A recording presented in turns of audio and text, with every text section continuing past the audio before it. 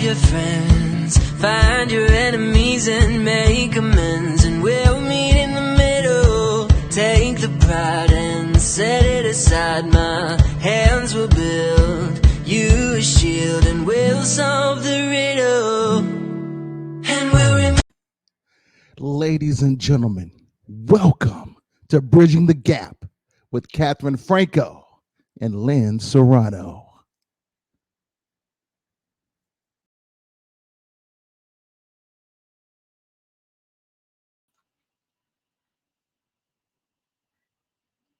I can't hear you.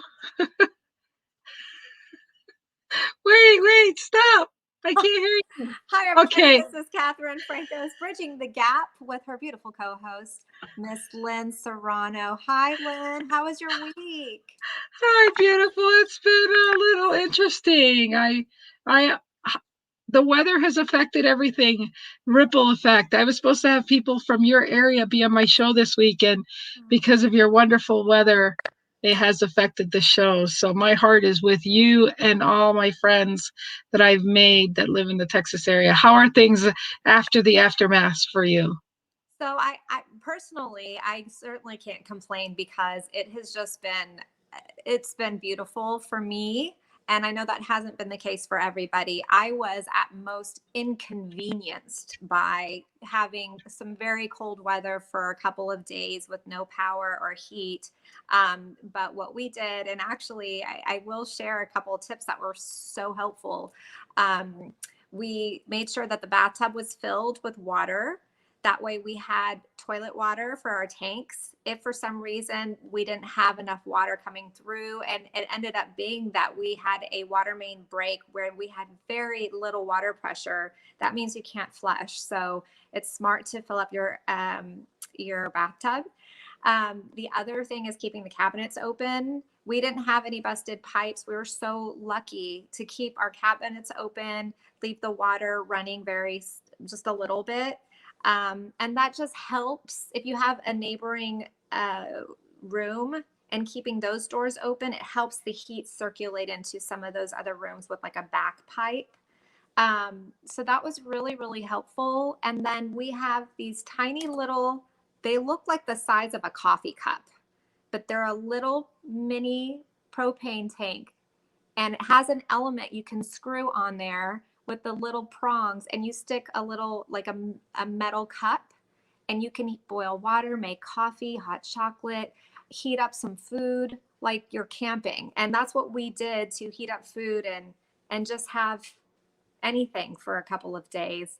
But I feel like we came out really, really lucky because I have many friends who have literally had water coming down from the ceiling, flaps of just their walls, everything just coming down, and just so much damage.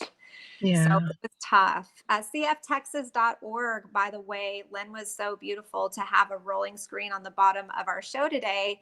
If you want to donate or help somebody who's in need, you can go to www.cftexas.org. And, they're very I still have that little video I want to play. Let's do it, Lynn. Let's Okay. do it. Yeah. cftexas.org. cftexas.org. cftexas.org. cftexas.org. cftexas.org. God bless you guys, and Jesus loves you so much. cftexas.org. cftexas.org. cftexas.org. cftexas.org. cftexas.org. cftexas.org. cftexas.org. cftexas.org. cftexas.org. cftexas.org. I love that video. Love that video. I gotta hand this to you, Lynn, because ever since we started the show, which was only a few weeks now, you have really showed me so much in terms of the production side. So being able to put that little video together that you do in 5 seconds, it takes me a while, but I was able to put that together. And a lot of local artists in the North Texas area, all of those people are either stand-up comics, they're dancers. Gino Johnson, incredible dance choreographer for many years. The talented DJ Lamont Carlos, DJ LC, was on there, and a lot of just incredible actors. So I just love that we could use all of these resources and all of these talented and incredible people to get the word out. It was so cool. And I still have a video from last week, but I like to have a spoiler and replay this video because we have to have this guy live today. So I'm pretty excited. So I want to share this. What you're putting down. Yeah. Do you want? Hi, my name is Raheem Quasi, and I'm a singer-songwriter based in Dallas. And I'm going to be playing some songs in the upcoming weeks on this very special show. But today is more about getting a message out that we are here as a community. We are all trying to get through this very strange, challenging time. Some people have lost every bit of comfort and are in danger, or have been in danger. And then coming out of it, they're going to be in some worse situations, maybe paying bills, paying their electric bill that might be 3 or 4 or 10 times higher than they're used to, fixing pipes. The worst is kind of gonna come as far as the aftermath of all these storms and the poor reasons why we got into this. So anyway, thank you, Katharine, for creating a forum for us to kind of come together. And in this case, it's about giving. There's going to be a time where we've given blankets and open up our homes. That's giving. Another way to give is with monetary bills, green. And, so through Katharine, she has it set up a link. And and she'll explain everything, or she already has, about how we can give. Because there's going to be a deep need for some people that it could really change their life if they don't get help. And so if we have the power, let's do it. In the meantime,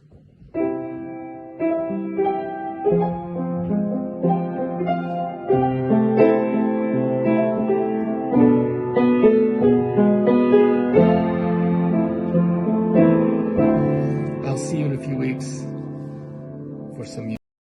No, we're gonna see you in a little bit. I'm so excited. I can't even handle it. But before we go there, I think I'd like to say goodbye to my friend LC. Yeah. I want to bring him up for a minute.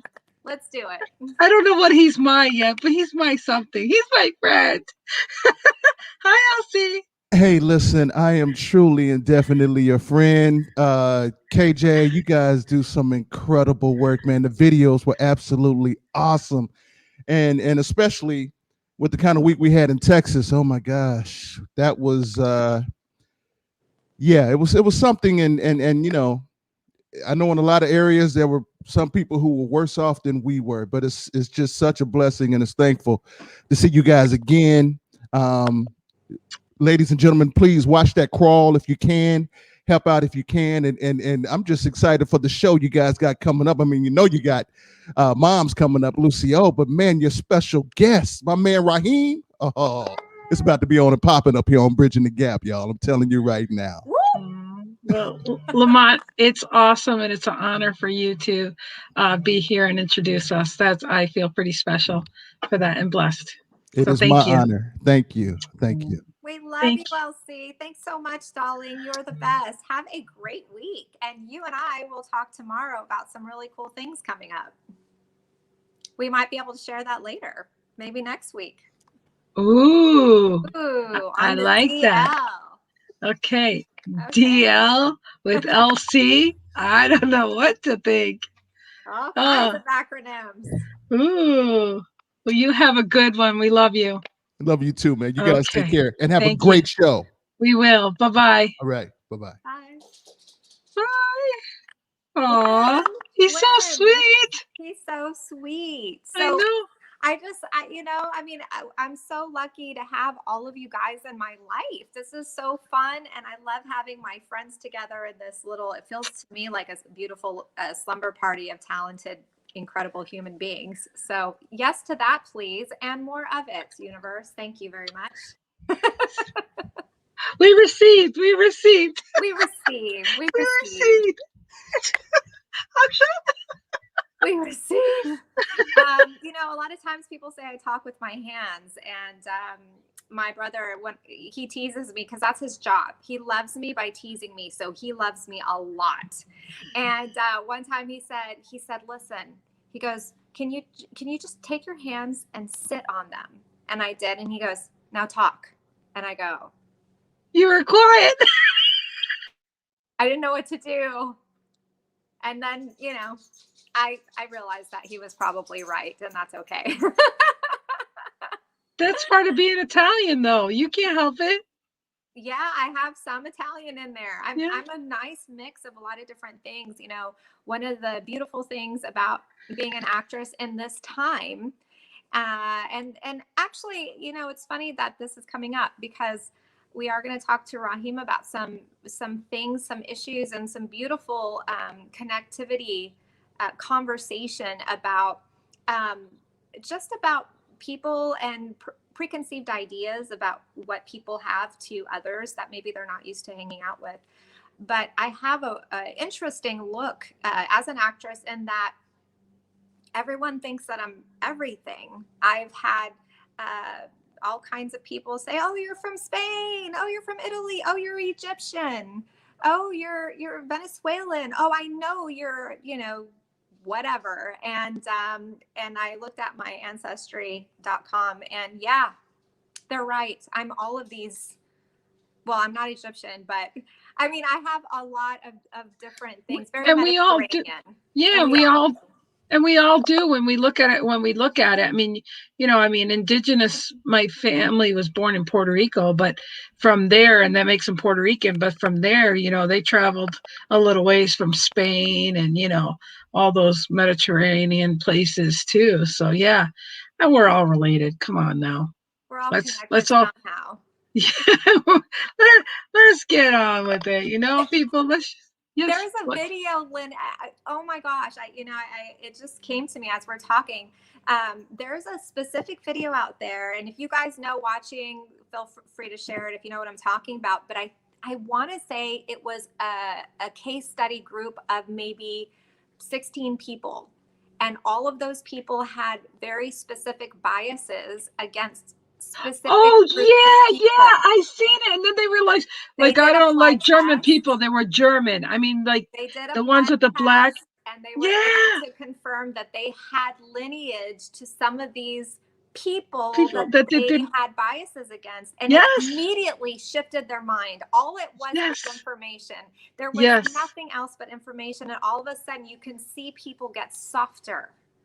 Yeah. Now they are who they in their mind thought that they didn't like, which is so interesting. So that was a really cool video.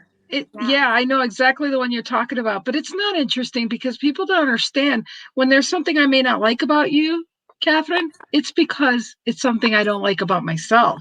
We're a mirror of one another. And that's what people don't get.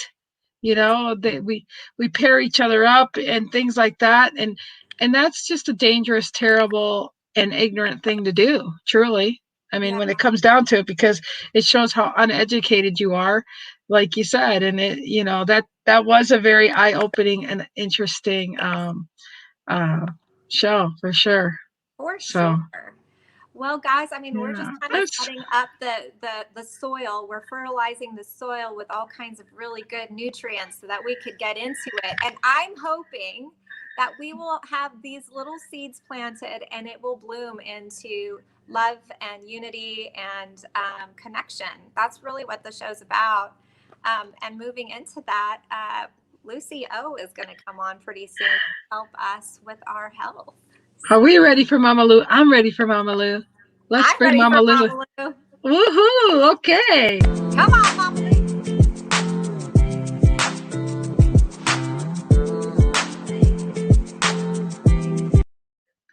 Mama Lou is in the house. Mama Lou. Mama I'm Lou. trying to unmute her, but I think go ahead, Mama. Unmute yourself. My mom is very there. Okay. Woohoo! Yay. Hi, Mama. Hello, girls. How I'm was good. your How are week? you? Oh, it's been Terrific. kind of slow, but I'm hanging in there. I'm on slow and stop today, so it bumped me up a little bit. So have you weathered the storm pretty good? Yes, I have. We were lucky. We didn't have any inconvenience at all. Glad to hear it. So we've been awesome. very lucky. I'm so happy because as a daughter, I was just kind of concerned about my mom, and she's just like, I've had absolutely zero problems, and I thought I should have went to your house. All's well here. Well, right now we're talking about the Mommy Minute. And for those of you who are watching at home, the Mommy Minute is really about health and how your health and your body actually affects your mind and your spirit. If you're not feeling very well, it's very difficult to stay happy. You might get a little grumpy. And there might be other issues that come along with it. So Mom has some incredible tips that she wants to talk about today. And we're just going to do a few today, Mom, to just introduce some of your special goodies to the world and talk about it. So speaking Lynn, of goodies, I got some stuff back here. Can I pick anything I want back here first? Pick one and she'll talk about it. Okay, being that I seem to like to go in order, I guess. Here we go. Amla powder. Amla powder. Amla looks powder like it's is a little about it. It looks like it's over Mom's head. It looks like it's over Mom's head. Don't suffocate your card, Mom. This is terrible. It kind of does because of that little circular thing. It looks like a t-shirt, and then she put a bag over her head. I'm wearing it over my head. Wait a second. I gotta do something. You can do it to me. Okay. Yeah, so Mom, here we go. Tell us a little bit about Amla powder and what it does to help people. Katharine, move over to the other side. Wait, that is Mom holding that like that. Is that how she took the picture? Wait, that way. Yeah, there it is. Commercial girl. Okay, Mom, tell us a little bit about Amla powder. Okay, Amla is a gooseberry. Okay. It's it's got Lynn Goose all over the place. Okay, so Amla, I put in my smoothies. I put a big heaping teaspoon, and it's anti-aging stuff. It's a cancer killer. It's good for heartburn. It's from, I don't remember where it's from, but it's like having a bunch of berries together. It's like a super berry of antioxidants and cancer fighting, anti-aging. It's good for your skin, for your hair. It's got lots of vitamin C. It's got it prevents cellular damage. Good for your eyes. Good for your heart. Anti-inflammatory. Everything I take is anti-inflammatory. And it's good for your immune health. So I put that in my smoothies every day, along with my other ingredients that I put in there. I use collagen protein. I always like to get a protein powder that has at least 25 grams of protein in it, because we need that protein to keep our hair and our nails. And the older you get, the more you got to have it. But the amla powder doesn't have any flavors, so you can put it in anything you want. You can put it in milk, put it in chocolate, mix it with water or juice or something. And I just get it on the internet, but it's very good stuff. Wow. And how is it pretty pricey, or is it pretty reasonable for your average person wanting to buy it? I think it was a little pricey, but I didn't shop around. As soon as I found out about it, I just bought the first one I found, and it was on Amazon. So sometimes I don't shop, I just get it. So what's there might be I think it was about $11 or $12. for I think it's like a half a pound bag. But you don't need a lot of it as long as you do it every day, or as often as you can. Does this make you go potty a lot? No, I didn't have any side effects, and I get side effects from a lot of things for very small reasons, and I didn't have any kind of side effects on it. Well, I like that. It's down on my list already. Now I'm getting to find out why Mom's staying looking so young. I know. These are my Mom secrets. is looking beautiful. Mom, I know. for those of you, again, just to remind you, Mom is a cancer survivor. She also is a lupus warrior. For those of you who don't know what lupus is, it's an autoimmune disease, and it does attack your body. So anything my mom eats or consumes, it can adversely affect her. So she's very sensitive to a lot of things. Yeah. Mm-hmm. Are we ready for another one? You ready? Pick another one. Yep. Okay. Chia seeds, organic Chia chia seeds. seeds. What do Everybody we do knows with chia that? seeds. Chia What do seeds. we do with that? Chia seeds you put in water or your juice, just like the other one. I always put it in my protein shake for the day. It has lots of antioxidants, really high in proteins. It has almost no calories. It's good in fiber, so it's good, to fill you up because they puff up like a little pudding. Put it in water, or sometimes I put it in my cereal. If I have oatmeal, I don't have cereal, I have oatmeal. But, no fat. It has protein. It has calcium. Okay. And for the little size of it, it doesn't have a flavor. Some people don't like it because when you put it in a liquid, it puffs up. But that's when it starts to work. Jelly flavor, like not a jelly, but like a Tapioca? like a tapioca. Yeah, like a tapioca, but not that much flavor. So you put it in whatever you put it. I put it in oatmeal and in my protein shake. Or you could have it with just water and juice and a little bit of lemon juice, and that'll be really good for you. Won't taste very good, but We're keeping it real here on Bridge the Gap. Yeah. The chia seeds, do you need to grind them, or you just put them in whole? You can grind them if you want to, if you don't like the consistency, but I just throw them in there whole. Okay. And sometimes I put in my yogurt too for a little crunchy stuff in there. Okay, cool. Very nice. Now we know what to do with chia seeds, because I had no idea what to do with a chia seed. Who knew? I didn't. The only thing I knew about chia was that little, remember back Chia in the pet. Chia pet. Chia pet. Don't make a chia pet out of it. Eat it. I don't want to get hairy like that though. No, it won't happen. That is so funny. Well, so what else do we have? What else do we have on our grocery list today? Flax seeds. Oh. Now, flax seeds, you want to go ahead and grind those up. And flax seeds are good for your hormones, no matter how old you are.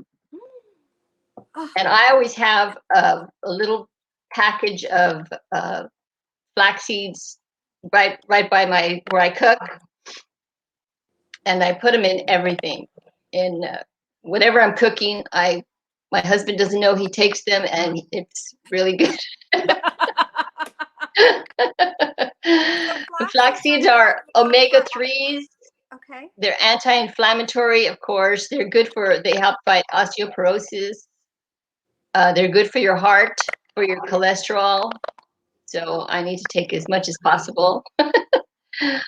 But it's a anti-cancer. It's good for your prostate. It's really good on your regulating your hormones. So if you're going through menopause or something, this will totally help with the hot flashes. May I ask you, for men, do men go through menopause? Is it good for their hormones as well? I don't know if it's official, but they definitely do. Around the 50 years age, just like we do, our hormones start to change. And just like we get crabby and, weird stuff happens to us, we start getting heavy and, our mustache grows or whatever happens to us, Wow. They get crabby and they start losing muscle tone too, which they think they don't believe it, but they start losing muscle tone and just like we do. They have their little issues going on. So I would definitely put it in their food. Right. I mean, and this sounds really easy. So if you're cooking something anyways, you could throw some flax seeds in there. If Yeah. you're having oatmeal or something more like a shake or more breakfast type, Yeah. you know, Yogurt, things like that. oatmeal, protein And shake. chia seeds as well. And then the Mhm. amla powder can go in. Yeah. anything as well. Yes. Fantastic. Yeah. So And the seed, beautiful. go ahead. The seeds need to be kept refrigerated so they'll stay fresh. But I grind them up and keep a little bowl next to my cooking area, and they just go in everything. Beautiful. Because your collagen, I mean, I don't know if you want to say how old you are, but you don't have. Oh, I don't care. Go ahead. Yeah, I'm 67, and this year I'll be 68. Damn, you look good, Mama. You look good. You're not melting. You know. No, I'm not melting, and that's from the protein and the collagen and the flaxseed. It's it's my whole formula. And when It's you fine. say collagen, for the crowd, I mean, that doesn't mean collagen injections. This means that there are actual foods that have collagen in them, right? Yeah, no, I don't do any kind of that stuff. It's everything I do is natural. Good. Okay, good. Yeah, collagen is like it's like the net that holds our body together. So when you get older and you start losing collagen, that's when when, like Joyce says, your face starts to melt, you get the big, elasticity. Yeah, you get your neck starts stretching down and stuff. So that's what collagen is. So if you don't replace it or help your body keep producing it, you're going to start looking older, and it makes you tired because you're just, not only your face is losing its collagen, but inside your body too.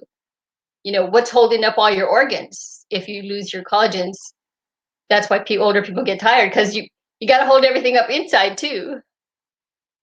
My philosophy. Wow, that's pretty crazy. Wow. So you need that extra collagen. That's really cool to know and learn that we have natural collagen in our bodies. It's not just something that you inject and then go to McDonald's. And I'm not anti-McDonald's, but I am neither for or against. This is my political thumbs. I am neither for or against fast food.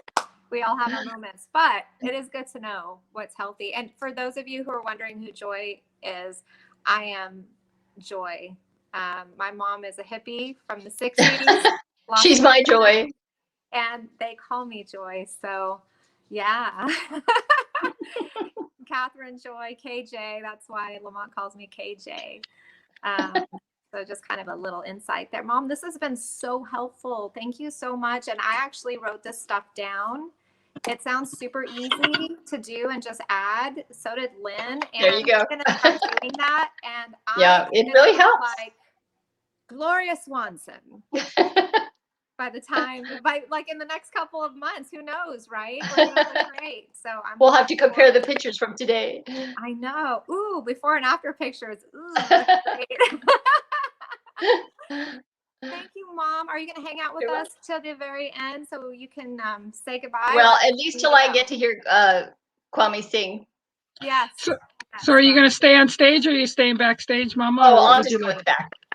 Okay. Well, Mama, thanks so much for being here. Welcome. And we'll see you in a little bit. We love you. We love you. Mama Lou. Okay. Thank you. You're welcome. Okay. So now I'm gonna do a little presentation of our next guest.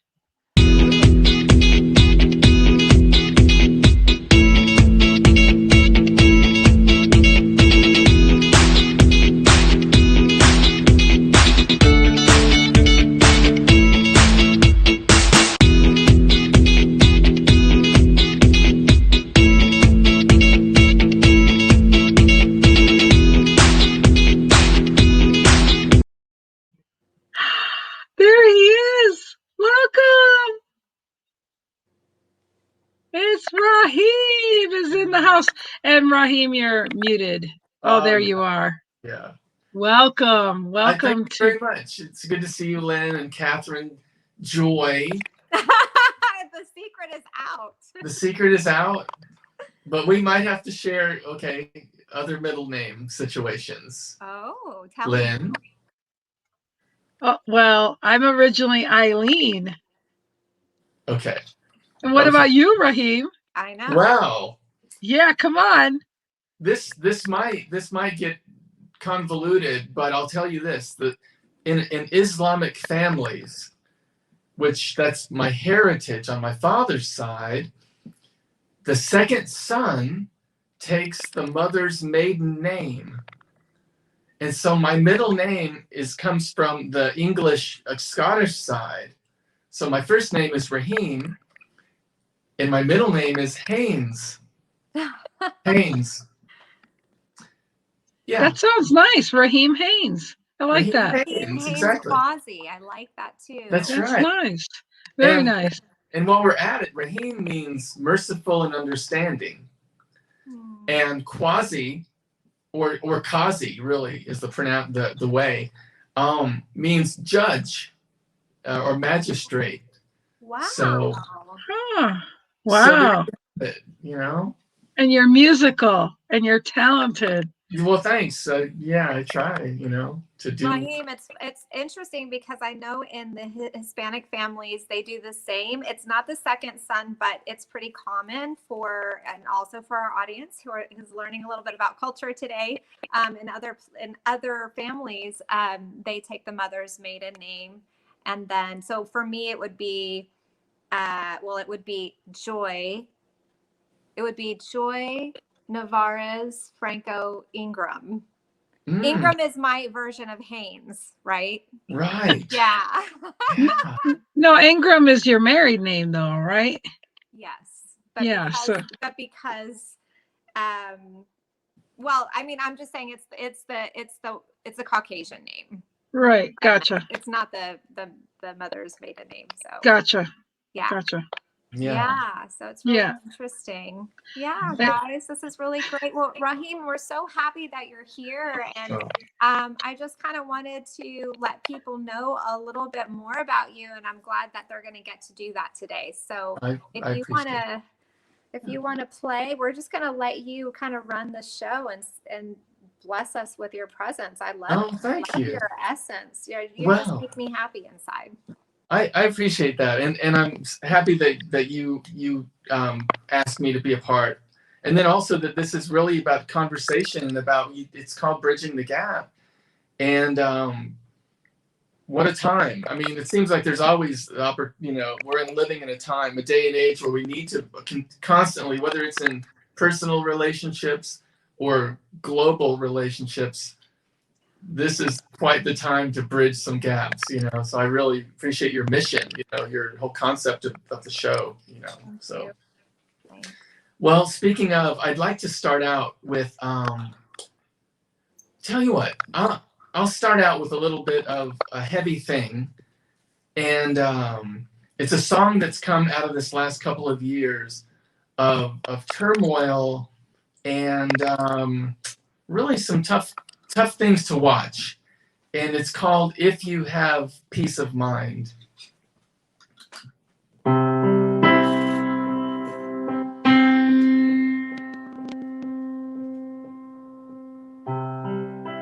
In my life, I have seen too many hearts breaking in the streets where we live.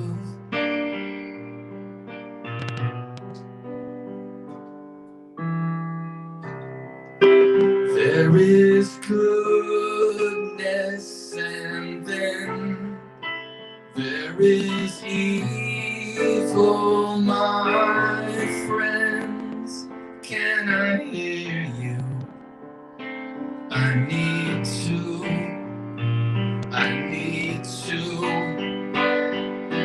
find the highest ground. I'm falling through. My head is almost out of view.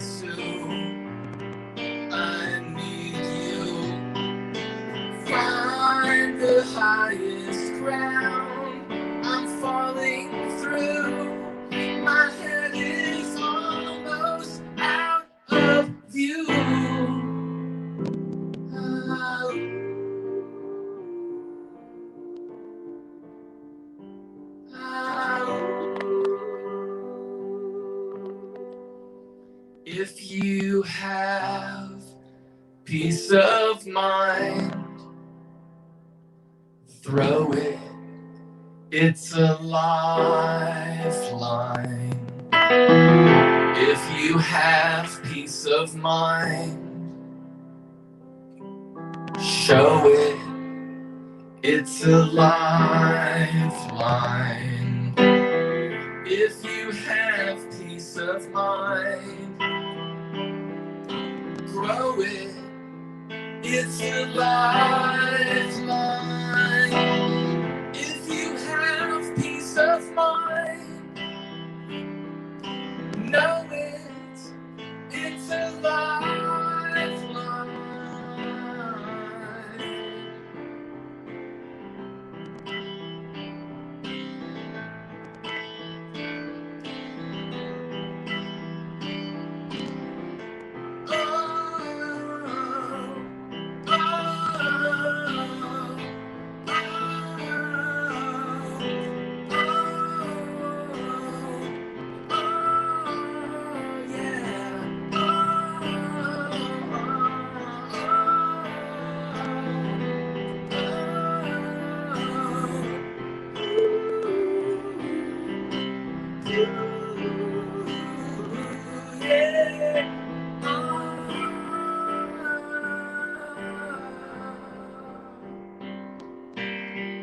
If you have peace of mind,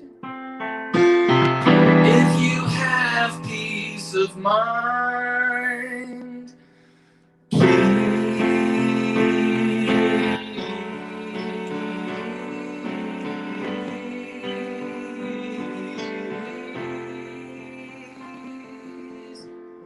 throw it to.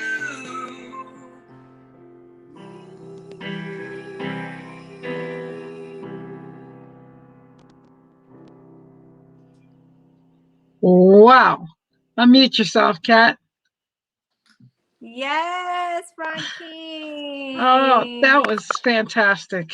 Oh, thank you very If much. you have peace of mind, throw it, show it, know it. Grow it. Yeah, know it. Know it. Know it. It's a lifeline. The lifeline. It's a lifeline. Wow. Yeah. So that's a song that'll be on the next album that's being tightened up and ready to go. But that's the song of this last 4 years, that's the song of a lot. That's the song of our life, I think. I was born in the 60s, and I guess I can say I'm a primary, maybe we all are, but I'm a primary source of the civil rights movement.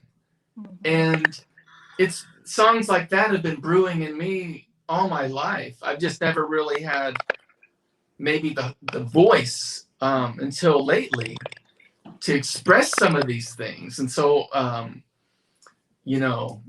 if I have to let it out. And so that's, thank goodness for music, so. Yeah, absolutely. Thank goodness for music, because it is an outlet, and I really feel like music softens our hearts and brings everybody together and unifies everyone. The energy of a concert, or just even in this space, which we're so lucky to have. Some people don't want to get out of their homes, and they're finding musicians and other people to connect with, but something that's entertaining and opens your heart to these issues is so important. And I really feel like it's important to feel and jam and dig it while there's not something prevalent happening in this moment. You know what I mean? Because that way we are starting to bridge and do the work, not when everybody's in a hyper-focused space or we're looking at a singular incident. A lot of these are repetitions. These are incidents that continue to repeat themselves. So why not work on loving one another and bridging the gap now and seeing what we can do to connect? So this is beautiful. Right. How did you get started with music and finding yourself in this capacity? Gosh, it started with childhood. My father lived in Germany, And let me try this without the mic, because I think I'm just going to talk right. Get over.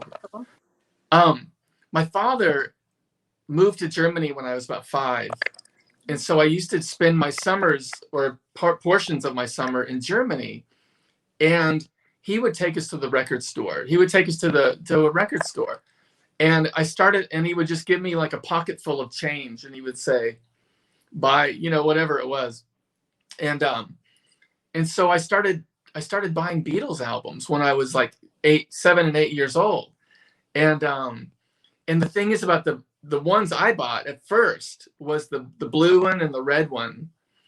They're basically like compilation albums of the early Beatles and then later Beatles. The red one is like She Loves You. The blue one is like I Am the Walrus. Here's what happened. Yeah, here's what happened to me. So I buy the blue one first. And so I start as a 7 and 8 and 9 year old or 7 or 8 year old. I started listening to the Beatles backwards. Right. They're more psychedelic and crazy as opposed to the bubble gum. It's not bubble gum, but like the little like head bob. Yeah, the Fab Four, Yeah. And so I started out like on the Walrus or Strawberry Fields. And so that became, they say like formative, that's what kind of like defines you more of these kind of almost symphonic, psychedelic kind of things, and so like, I mean, that's kind of classical, which the Beatles kind of had a lot of classical kind of motifs going on, and so as time went on, I discovered the Red album, and it was like, wow. But make my way all the way back to like Can't Buy Me Love and I Want to Hold Your Hand and She Loves You. My mind was just blown all the way through the trip. But I think it's kind of funny that I started out on, like whatever, Magical Mystery Tour. Yeah. And totally. So that's the answer is like, oh, that's the thing. Those albums have the words in them. You could pull the sleeve out, which was kind of a new concept. Sgt. Pepper's was the first album that had words on the sleeve of the album. I didn't know that. I remember that. Fun fact, Yeah. And that was really innovative at the time, So for me as a 7 and 8 year old, 9, 10, 11, I could put the record on and then read along or sing along. And it became an interactive experience, not just listening and then, bubbling up some words here and there. It would be like I could study this stuff. I could go like whatever, and so that really got in me, and I never let it go. And then middle school rolls around, junior high rolls around. There was a piano in my room that was used as storage. My parents got a used piano, like from the 1910s or something. Oh my God. So it's huge. It looks like something that would be in Sybil, like in the movie Sybil. But anyway. Yeah, where you can hide some bodies and up on the top. I had one of those at my house. That's the one I would practice on. You see, Raheem, I'm telling you. That was the other reason, man. Ivory keys. Exactly. Yeah, it used to be a player. This piano used to be a player piano or something. That was, and but the thing is in my room, they were like, we got this free piano. Where are we going to put it? And they're like, well, let's put it in Raheem's room. And so I ended up with this big piece of dark furniture in my room for a long time. And one day I kind of just sat down at it and started like going, here's what I did. I started noticing like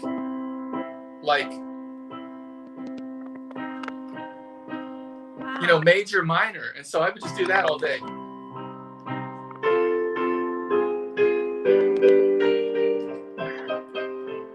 And playing. I learned chopsticks and then heart and soul on it. So yeah. There you go. Yeah. You know what? I never learned those. And that's I always was jealous of the people that were like doing like the see? That's heart and soul. Yep, I know that part. Yep. dun, yeah. Yeah, my brother and I used to play that together. Yeah, Yeah. see, Dance off. it's so funny because I can do a lot of things, but I can't do some like simple things. And I learned entertainer sting. I learned it. That's not easy. That's not easy. Yeah. So yeah, I know. I still know how to play those things, but that's great because that is not easy. That song has a weird little rhythm to it. It's not as easy as it sounds, for sure. You know, and so people don't realize how much work it takes to learn one song. Sometimes. Right. Well, I gotta admit, I cheat a lot because as a songwriter, I can play what I play, you know, and so it's easy for me. That's my kind of hack, is that I'm playing what I can play, you know, and then the rest of it, when I'm playing like other people's songs, I basically just read chords, you know, so like, she packed my bags last night pre-flight. 0 hour, 9 a.m. And I'm gonna be high. It's a kite by then. You know, it's like, I'm really just playing chords. I miss my wife so much. You see, I don't remember the words, but I miss my wife. And then little by little, I just get comfortable with the keyboard in front of me. But that's kind of what happened. I fell in love with the Beatles early on. And then my first concert was ELO. And, wow. and that's when they came out of the spaceship. Wow. And so my formative years listening to music and seeing music and really turned me on so much that I couldn't. It's just like you. I know, Katharine. It's probably our same story, all three of us. I just couldn't not delve into this concept. You know, like for me, I had to write my own songs. I just had to, because I was just. That's almost like I would break into song, you know, in my own life. It's like me I was just living my own musical. That's what I'm doing. I'm just some people live in a play and I live in a musical, you know? And so, yeah. And then little by little joining bands, you know, good bands, bad bands, great bands. I'm with you on that. I get that. Yeah. Yeah. It's because of the love and because of the excitement and the fun and then I was in this band that was kind of doing really well, actually, doing some national tours, some big management and crazy stories, maybe for another time.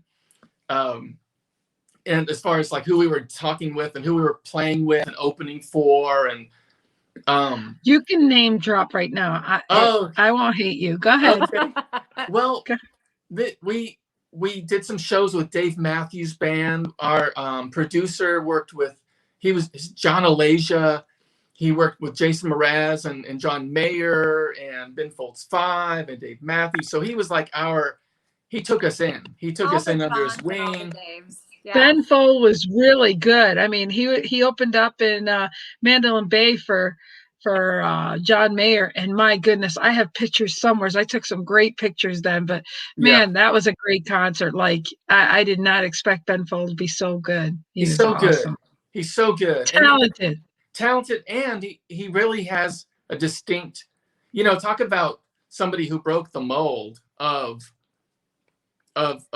identity in music. Yeah, he didn't conform at all. He was You know, and people like that give us all hope, you know, just reminds us that you don't have to fit a certain mold, you know, you can really just find your own unique voice and then work from there, you know, just like that's the struggle of life, is finding your own voice or finding your own identity. You know, I would think too, as an actor, it's like, what do you bring to this scene that's uniquely you, you know? And that's really been my whole life's mission, is finding, like, my voice, you know, that's my job is, you know, because I grew up like in choirs and singing other people's songs. And you realize like, that's great. That's good training, but you've got to be yourself. You know, you have, for better or worse, along the way, you just have to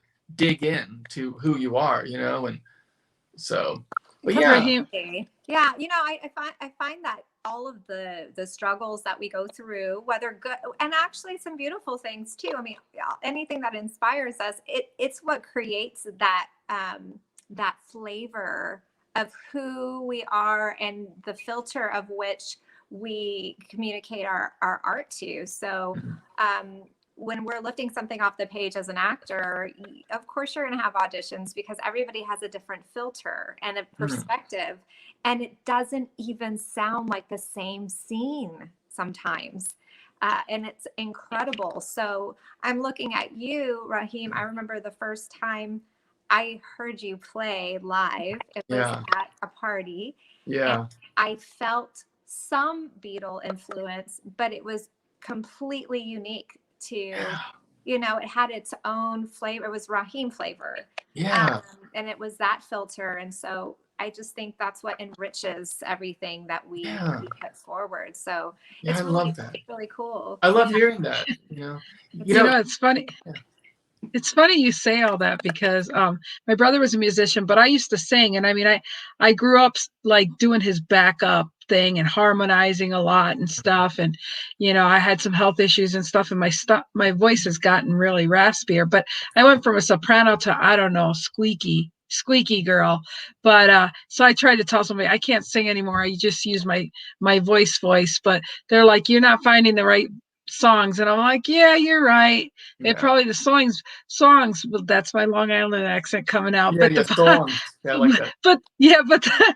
But the funny thing about it is that I do know that after I sing for a while or I talk for a while, it strains my vocal cords. So I think I use that more of an excuse. But I think, you know, one of these days when I have some extra money around, I'm going to probably get a voice coach and see where I'm ranged now, and where, you know, I'll probably be like the Brady Bunch episode when Peter's voice, it's time for a change. But that's you good. know, I go ahead and, you know, that, and I can do Edith Bunker, but besides that, yeah, these are some references that people need to Google if you're of a certain age. You get it. I'm old. I'm 55. What can I tell you? Just try to avoid the B. Arthur. Is all I gotta say. You know? Oh, right, yeah. I love it. I love it. You definitely have a gift, and you're just your whole energy. I love your whole energy and just your vibe. It's so zen, and it's so the world needs your voice right now so much. And the only way we're going to reach everyone is to show that, you know, I'm Puerto Rican. I grew up nobody knowing I was Puerto Rican because people were so, I lived in Long Island and they segregated people that spoke Spanish. So, I mean, I learned a lot. I mean, I learned the way the world is, but I love ignorant people. I fell in love with ignorant people. You know, we're all ignorant in something, you know, and that's, and even the word ignorant has a very bad connotation when people don't realize ignorant just means not having knowledge of something. Okay. So let's call it what it is. It's just, you're not educated on something. That's all ignorant means. You know, there was a point where the word ignorant was like calling somebody an asshole. Right. Seriously, you know, you'd say that words and it's like, people are like, oh my gosh, why'd you call me an asshole? No, I just said ignorant because it's a better vocabulary word than you're not educated. Right. So, you know, hey, Dios mío, give me a break. Yeah. So truly. I have a story I'd like to share that really touches on what you're talking about. If you don't mind, go for it. Go for it. So, this is your show, Raheem. Oh, hey, well, this is a safe place, and as long as you're not coming from an angry place, we won't pull the plug on you. Very good. No, good. Raheem is one of the angriest people I've ever met. I'm very angry. I know this is me angry. Yeah, exactly. Okay, I love it. Bring it on. He's a good soul. I haven't I can get frustrated, but I try to I think I got my anger pretty. I had to unlearn a lot. I'll say that, Right. but that's another day too. What I was going to say is we moved to Oak Cliff when I was pretty young, and it really was during the civil rights movement. It was after the laws were passed, but yet a lot of people weren't implementing it. It wasn't being enforced. And so my mother had a new husband. He was white. My mom's white. They had 2 little brown babies, boys, my brother and I. I used to be even darker, and we're Pakistani. So we weren't allowed to live in certain apartment complexes, any apartment complexes, because my parents had colored children, and no colored people can live here. And so they found one at the end of Kings Highway in Oak Cliff. And they said, okay, you can live here, but your boys can't swim in the pool. That's the rule. And they can't play with the kids in this little courtyard. They can't play with the white kids. My parents needed a place to live, and so they agreed. Okay, not a problem. They had that talk with my brother and I. Here's the deal. So what used to happen was in the summertime, I used to notice the kids in the pool, and I always wanted to play in the pool. I was 4 years old, 4.5, 5 years old. And what my mother did is she bought me a little red and white raft. And she said, here, you can play in this, like in the living room. Well, kind of pretend like I was like in, thing. And so I used to take that boat out to the swimming pool on the side of the pool, and I would get in the boat and with my little oar, and I would just kind of pretend that I was playing in the water. Wow. And I wasn't playing with the kids. I wasn't breaking the rules. Well, I did this several times. And then one day I took that boat and I put it in the water, and I got in that boat and I rowed around. The other kids are swimming. I rowed through the swimming pool. And then when I was done, I got out and I went home. Later that night, bam, bam, bam, bam, bam, bam, on our front door. The apartment complex manager was livid. Your kid was in the pool. You guys are out of here. You might as well start packing, get out. I was in the living room. I saw my mom talking to the apartment manager. And my mom was kind of freaking out, like, what are you talking about? He would never do that. He wouldn't break the rules. He's a good boy, And so they said, Raheem, come here. Raheem, were you in the pool today? And I looked up and I said, no, I was on the pool. And between the apartment complex manager and my mom, I guess it's like through the wisdom of a child or something, they both melted. The apartment complex manager in that split second melted. And from that point on, it was okay for us to be in the pool and to play with the kids. Wow, look at that. That's awesome. It had an impact. I think it brought to their attention the semantics, really, but also how silly it was. And then to see kind of like a big brown-eyed little boy looking at him, innocent, really. And being honest. Honest. There was honesty, but they were seeing like we were talking about, Katharine. We were talking the other day about that concept of it's really the perspective. Like as a child, adults, when they see the perspective of a child, it kind of reminds the adults, us grown-ups, what's important or what's real or what's not, and how silly things are, so in that moment, change happened. The gap was bridged, not on purpose, because I was freaking out, but I was just being honest. And I really saw it that way, because when I got in that pool that day, that's what I was thinking. I knew that I was like humanity to their heart, and that you really were thinking you didn't break the rule and you honored the rule from your little minds. Yes. And I also knew I was being subversive. I also knew that I was pushing it. Right. Even because kids are smart enough too to know, like, okay, how can I get away with this? You know, but it still was enough to really shift the apartment manager's paradigm. And moving forward, we got to play with their crappy kids. They were bratty. Sorry. See, that's the anger. But because they were bratty little kids. And I realized, I was like, wait a minute, this is no fun, you know, but I did get to swim in the pool. And I'm so glad that you got to experience being able to swim in the pool. And I feel like, I don't think people realize how late these rules were still in place. Yeah, right. In the country. And a lot of times, to me, what this means is that there are parents and grandparents who are very, very, very aware of what was happening, who is not talking about it to their kids and grandkids who are adults now, meaning our age, or maybe a little younger, maybe, you know, late 30s, 40s, whatever. They're not telling them about it. Maybe there's some shame with that older generation not owning that these were rules that happened. People are alive today who know that this was implemented. And now some folks are really thinking, we're so past that. That wasn't even in our lifetime. Yes, it was. It was in our lifetime.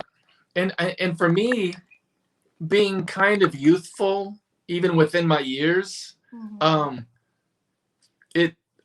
feel like it's a complete gift that I got to experience that part of our U.S. history. I mean, as a firsthand, you know, as a child, and then also I experienced the bad side of it too, growing up, because there was always a Middle Eastern foe for me growing up. At one point, I was Iranian, being picked on, and then I was Syrian, and then I was Libyan, and then I was Iraqi. I mean, my life, you know, before that I was Israeli, you know, whatever it was. Before that I was colored. Before that I was black. Before that I was Mexican. All those things are in me, and so there's talk about ignorant. I've just learned how to, you know, maybe compartmentalize and not flush a whole race down, you know, like, because of some ignorance, because I do know that there's hope, because I saw it when I was 5 years old, that there's hope. It's like a magic chord, you know, like that's what I did. I played a magic chord. Well, you know, truly, that's what I thought. It was funny because it wasn't until Facebook and I had all my classmates on there. It says, I'm the Puerto Rican goddess. And they're like, what? Yeah. I mean, we were just in reunion together and you liked me then and you liked me in high school enough to say hi, but don't judge what you don't know. And there is a lot of ignorant, you know, and I've got my sister, all her kids are 7 kids that are black, half black. Yeah. You know, I mean, like, we don't go around telling our whole resume. I mean, just be, and it's, forget about the whole political thing. It's we're just all humans, you know? Yeah. And why are we judging so much when we're all humans? I mean, I don't care for that. I think there's fear, you know, it really comes down to fear of something, you know, fear of losing ground or losing status, but it's deep. It's really deep, and it can only be bridged by relationships, you know, by people knowing like what your ethnic background is, and then all of a sudden it unlocks something in them, like, oh, well, you're nice, you know, you're smart, you know, you're witty, you're creative, you know, I mean, and you're Hispanic or Italian, you know, or whatever you are, or whatever you are, whatever 28 years. Yeah, 28 years in Montana come April that I've been here. Yeah. And, you know, that's more than half. 25 years in New York and 28 here. So that's kind of a deal breaker, but I'm still a New Yorker. I don't care what they say. No. But seriously, but no, but wait. Yeah, in 2 years in Maryland. So I'm adding up my things to 55 here. But Mhm. but the point I'm saying is, you know, even before 9/11, being from New York and being here, they're like, what the hell are you doing here? I mean, it was very suspicious of Yeah. why am I here? How'd you get here? Yeah. And then after 9/11, oh, you're from New York. Oh, you're from, you know what I mean? It's just, and it's like, oh, you're not so bad. It's like, Yeah. so it really is. And yet, you know how naive children are. My daughters would always walk around being proud that they're Puerto Rican. I'm like, wow, I admire them. I'm like, I Yeah. never did that your age. I was like, Yeah. don't tell nobody. And my kids are so white. It's not, you wouldn't even think that their mom is, Right. no. No, So no. I'm just, again, it's just, I got grandbabies that have blonde hair and blue eyes. Kat can Wow. tell you that. I have Wow. one for sure. I Yeah. feel like there's a interesting time where, right, especially right now, where people feel free to express who they are and where they're from if they feel that they want to, or they have pride in where they come from. Where my mom's generation, if you could get away with it, it could keep you from getting a job. So we just don't talk about it. So then there's Yeah. some people who pass, right? And then there's people who can't pass. And it could be all within the same family. And I think there was a lot of shame. And even in schools, you couldn't really talk. You couldn't speak other languages or talk about certain things. So I think that's why a lot of people cannot speak their native languages. Their Yeah. culture has been kind of pulled out because their parents thought, well, this is going to keep my kids from Right. being successful. And I Yeah. feel like this is the new generation where there's it's seemingly changing, as Raheem was saying, that there is hope that people can just be themselves, and that's self-love, because when you deny who you are because you're afraid, and that's a real thing, Yeah.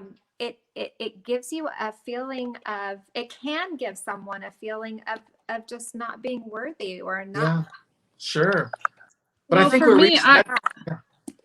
Go ahead, Raheem. I'm sorry. Oh, no, I think we're reaching a critical mass in populations to where I've always felt like, regardless of how bad things look or whatever, the wave of ethnic births and racial couples and children and families, that's not going to stop. That's kind of like this, whatever, like it's like a glacier, that's just taking up, room like Earth. And so I think that's what's happening, is the more that happens, the more it brings out fear.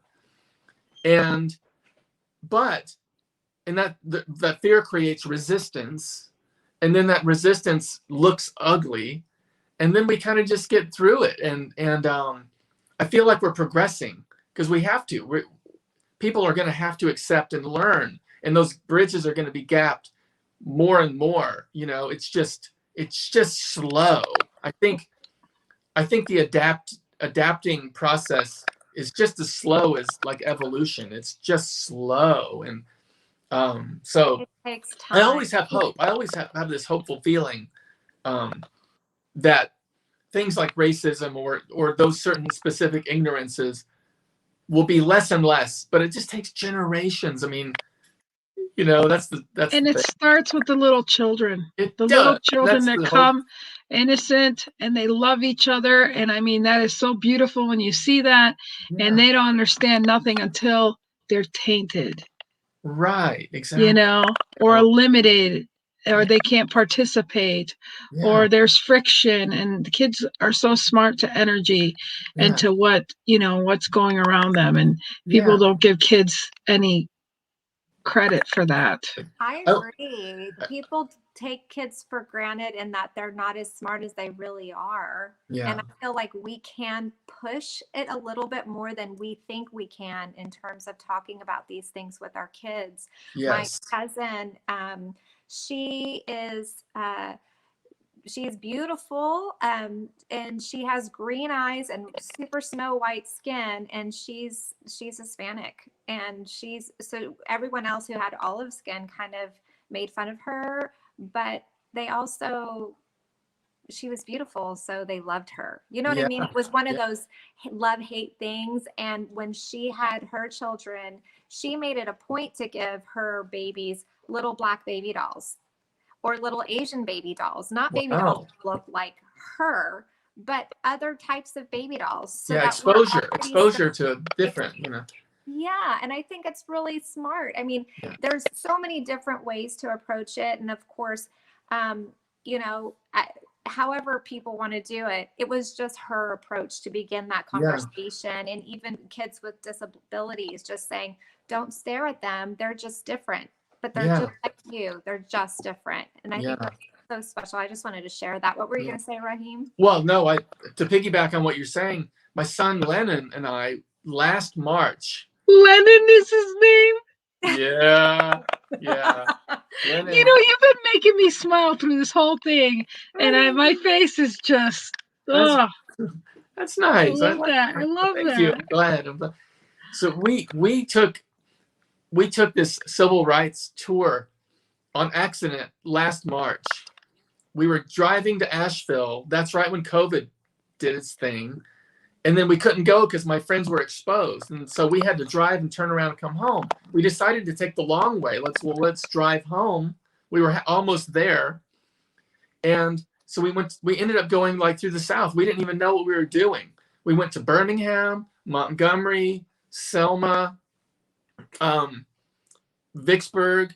But along the way, everything we did, we stumbled into these epicenters of the civil rights movement. Not only civil rights, but slavery. I could go on and on. Like the bus boycott. It's like, oh, what's that? That's where Rosa Parks stood. That's where she worked. That's where Martin Luther King preached at that church. That's where he lived. I'm standing on his porch where the bomb was, because you can still see the divot in the cement. Both of us were just in awe. We just walked around, because it hasn't changed as far as the architecture. It's still, it was, and that's what I'm saying is we were exposed to a deep dive into this living history, and it changed. I wasn't racist, but I'm telling you, I became that's what this shirt is, by the way. It's the National Memorial for Peace and Justice. It's a museum. It's a must-see museum in Montgomery, Alabama. Wow. It's just mind-blowing, like these places. But I'm saying that the piggyback on the relationships, it's the travel, it's the exposure to history, and to different cultures, of course, so it gave me chills. Oh, right on. I'm glad it gave me chills too. Our first part was that Memphis. Wasn't a mistake, Raheem. That wasn't a mistake. It wasn't a mistake at all. It made you. That's one thing people don't understand. We're blessed to have these things happen to us, because it makes us empathetic with other people. If you have no knowledge, you're ignorant. If you have knowledge and you could realize what your ignorance has affected others, it makes you so empathetic, and you can see things from a different point of view. And that's what's beautiful is the fact of waking up to see that, it's not about you, people. It's always about them. Right. I believe in the 4 agreements, Oh, yeah. And so, anyways. Yeah, exactly. And we started out in Memphis at the Lorraine Motel. And then as we made our way, from Nashville and down, it really was this whole retrospective. Because it wasn't just the civil rights. It was kind of like slavery. It was the Civil War. It was the battle at Vicksburg. We went to the battlefield. We actually found an artifact. Sweet. Kind of kept it, but I didn't hear that. I have friends at Story, and here in Montana, the Custer battlefield. Yeah, I know you were. The Custer battlefield. Yeah, I'll tell you what, majestic going to the Custer battlefield. I hear like it's surreal what the Native Americans went through. Yes. And I'd love to go it's there. oh well, come on out. It's only about an hour away from my house. Okay. But but seriously though, it's the He's gonna go now. no, wait, we gotta talk to the show. But seriously, it truly is when you realize the scar of the deep effects, and putting a little band-aid over it doesn't cover it. Yeah. But in places like this where it's safe to talk and people know Katharine, you and I that are watching, they know that we just come from a place of love and building the bridge and the gap and educating people on different things. It just makes the world better, because I guarantee if half the people realized how ignorant, or I should say not educated in something, they would feel more humbled and say, wow, I had no idea. Yeah. And another way to put it is they're unexposed. Right. We all are in different ways. We're not exposed to certain perspectives. Right. And so ignorance a word, but in a way it is kind of an inflammatory word, but and we need to change that. We need to go back to the dictionary, and it just means you just not, you don't know about something. That's it. Yeah. One thing that was really helpful for me personally is to listen to my husband's perspective when he uses the word willful ignorance, meaning we can be ignorant, but if we're willfully not wanting to hear other people's stories, or willfully resisting to going to a museum or listening to a friend that might be a tiny bit brown because they just happen to be in the family now, or use them as a resource to maybe talk to them about some things because you already have developed a relationship. I think that's very helpful. And the whole point of this show, I would like to continue to use this show as growing your empathy muscles. This is the bicep curl of a empathy muscle where we can really, really grow. I want to mention the National Memorial, what did you say, Museum? Yeah. It's National Memorial for Peace and Justice. And that's is that Montgomery, Alabama? Montgomery, Alabama. Okay. It's a must see. Yeah. Yeah, absolutely. We went to the Civil Rights Museum in Memphis, Tennessee. Yeah, right.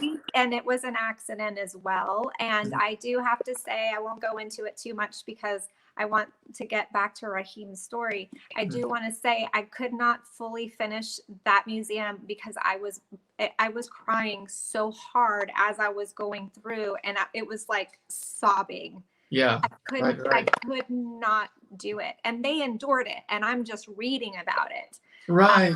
It really does help open our eyes and building those empathy muscles. Yeah, changes us forever. Yeah. Was there what other I know we can talk forever on this subject, Raheem, but did you have any other stories or anything particular that was on your heart to share? Or I'd like to play another song, and then sadly I think my system might be dying here pretty soon, so hopefully we'll get in before and say goodbye before that happens. The phone, but we all ended up having to spend basically a year of being alone but together, figuring out ways to connect. And so this song is called Together Alone. It's kind of the story of the COVID and appreciating each other, and I'd like to present it. It's another new song, so please do. Oh yeah. Our days are numbered. We can count everything that we will do.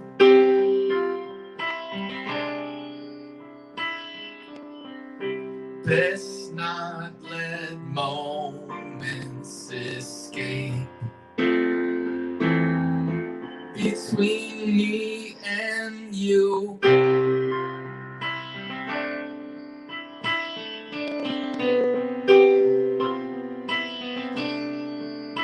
Let's be together alone, wherever you are, we're connected. Together alone. Yes, your heart is my home. So no. Yes, no.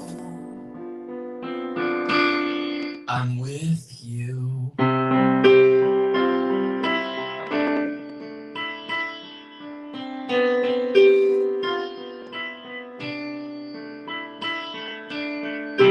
Our days are numbered, so here's the 10,000th time I'll say I love you.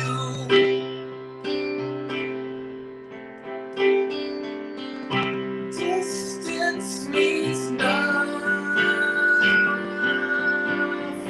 when we can find our way of breaking through.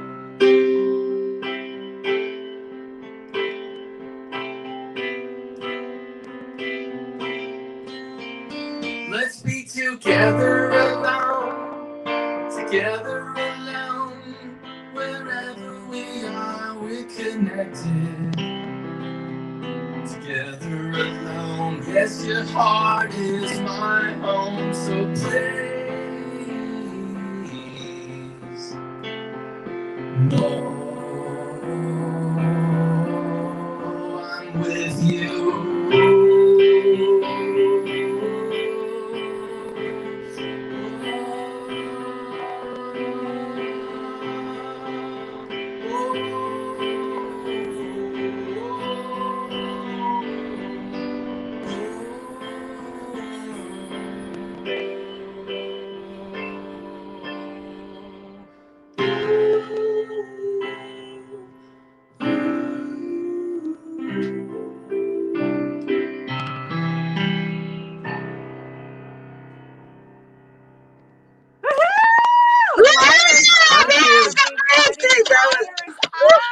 Thanks so much. Together alone. That's where we've been, but we're coming out. We're like, it's like spring. It's perfect timing. Springtime. We're gonna all bloom again together, you know.